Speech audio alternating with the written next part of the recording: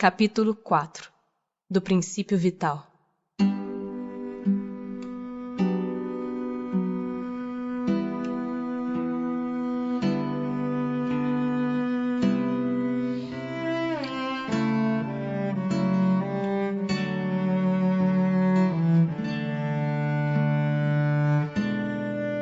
Seres orgânicos e inorgânicos. Os seres orgânicos são os que têm em si uma fonte de atividade íntima que lhes dá a vida. Nascem, crescem, reproduzem-se por si mesmos e morrem. São providos de órgãos especiais para a execução dos diferentes atos da vida.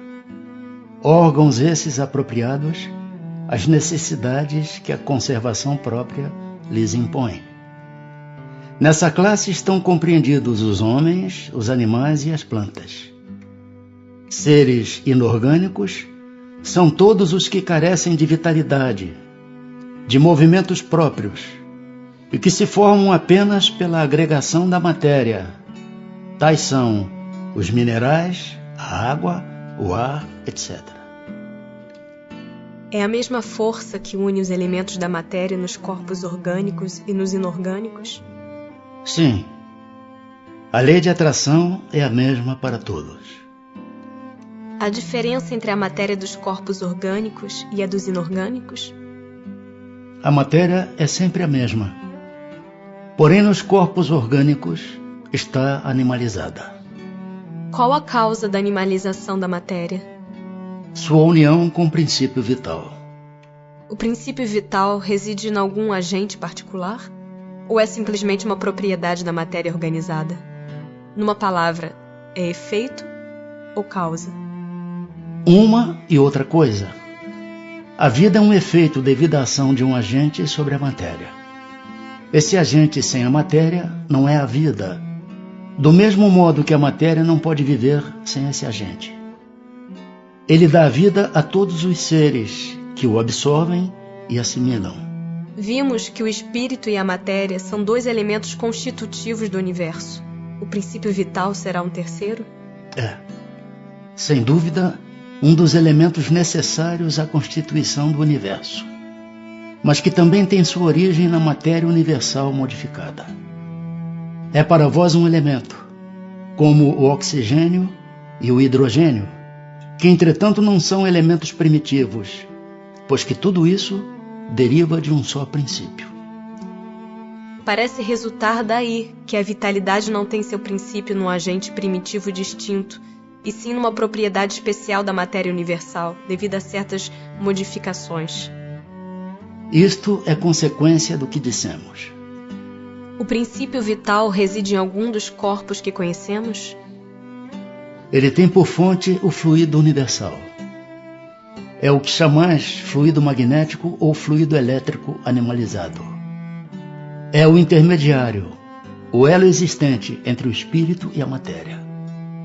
O princípio vital é um só para todos os seres orgânicos? Sim, modificado segundo as espécies.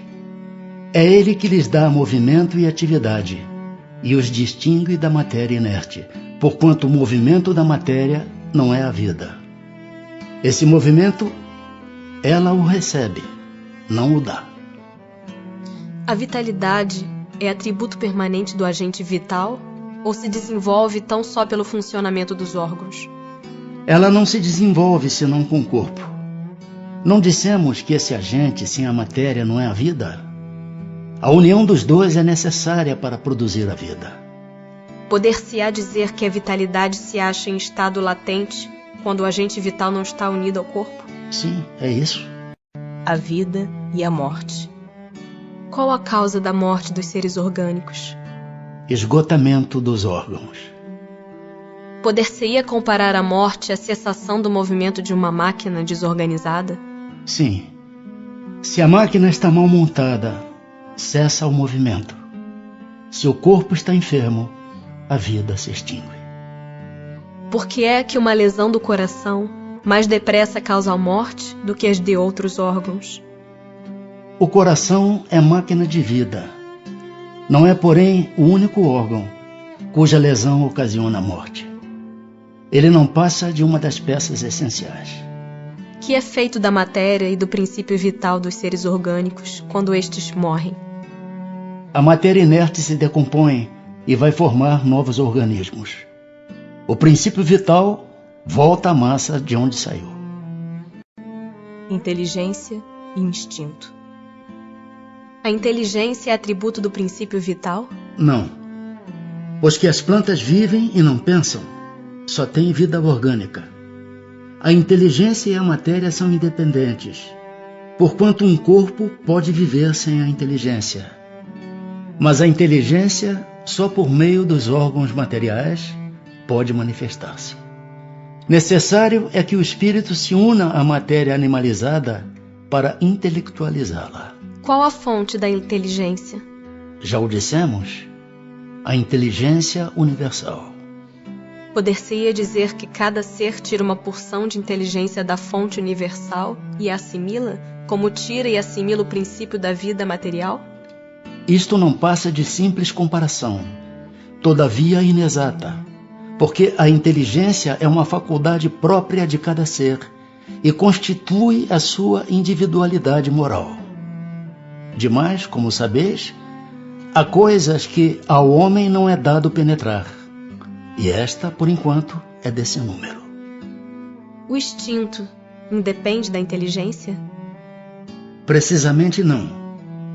Por isso que o instinto é uma espécie de inteligência. É uma inteligência sem raciocínio. Por ele é que todos os seres provêm as suas necessidades.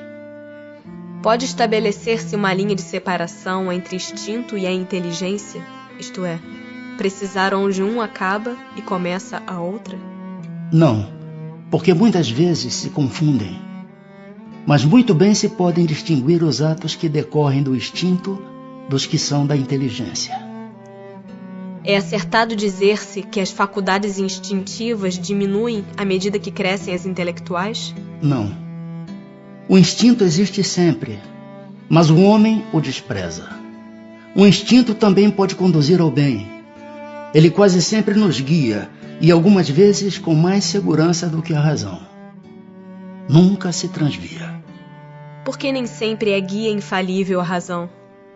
Seria infalível se não fosse falseada pela má educação, pelo orgulho e pelo egoísmo. O instinto não raciocina. A razão permite a escolha e dá ao homem o livre arbítrio.